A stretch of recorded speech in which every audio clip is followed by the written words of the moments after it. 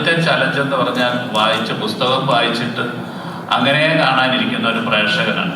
ആ പ്രേക്ഷകന്റെ ചലഞ്ചിനാണ് എൻ്റെ ആദ്യത്തെ വെല്ലുവിളിയായിട്ട് ഞാൻ ഏറ്റെടുക്കേണ്ടത്. കാരണം നിങ്ങൾ കാണാത്ത എന്നാൽ അതിനോടൊപ്പം നിൽക്കുന്ന തരത്തിലുള്ള വിഷ്വലുകളിലേക്ക് എത്തുക എന്നുള്ളതാണ് ഫിലിം മേക്കറിനെ സംബന്ധിച്ചിടത്തോളം, റൈറ്ററിനെ സംബന്ധിച്ചിടത്തോളം ഉള്ള ഏറ്റവും വെല്ലുവിളി.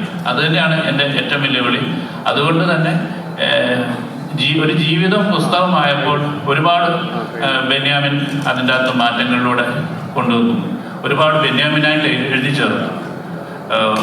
അത് ഒരു സാഹിത്യത്തിൽ നിന്ന് സിനിമയിലേക്ക് മാറുമ്പോൾ എനിക്ക് പല രംഗങ്ങളും കാണിക്കാനുള്ള ആവശ്യം ഉണ്ടാകുന്നില്ല.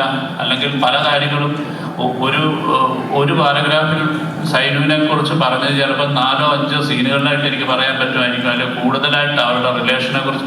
അപ്പം അദ്ദേഹം പറയാതെ പോയിരിക്കുന്ന കാര്യങ്ങളെ കൂടുതൽ പറയാനാണ് ഞാൻ ശ്രമിച്ചിട്ടുള്ളത്.